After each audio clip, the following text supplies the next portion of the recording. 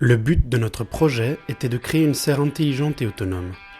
Ce genre de serre devient de plus en plus vital pour les villes, pour réduire le nombre d'importations chères et polluantes et promouvoir la production locale. Cette serre est contrôlée par ordinateur, réduisant de façon significative le travail de maintenance fait par des humains. Outre la serre en elle-même, faite en plexiglas et bois, le projet est géré par un microcontrôleur Arduino, à droite nu, à gauche câblé par nos soins.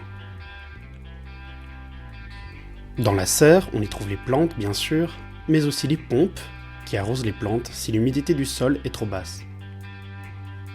Un sèche-cheveux pour chauffer la serre, tout comme un ventilateur pour la refroidir hors champ, et finalement les capteurs branchés à l'Arduino qui récupèrent les données en temps réel. Mais comment fonctionne cette serre au final ? Comme vous pouvez le voir, nous avons une interface interactive qui affiche et graphe toutes les données en temps réel, perturbations compris. Les données sont récupérées par les capteurs, envoyées via l'Arduino à l'ordinateur et analysées par une série d'algorithmes.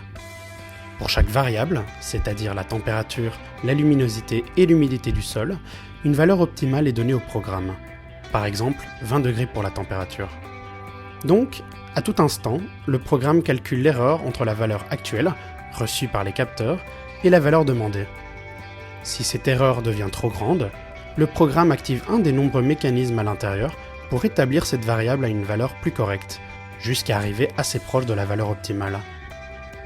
Donc, par exemple, lorsqu'un événement perturbe la serre, comme le soleil qui se lève, simulé ici par la lampe du téléphone de mon collègue, la serre réagit de façon autonome.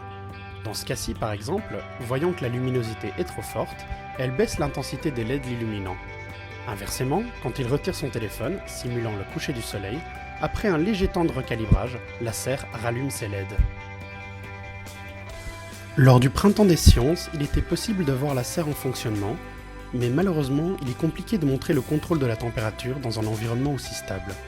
Donc nous avons construit une petite boîte en plastique avec un sèche-cheveux et des ventilateurs. Les visiteurs pouvaient contrôler la température à l'aide de boutons ou activer le mode automatique comme dans la serre. Ce mécanisme a fort amusé les enfants ou les adultes.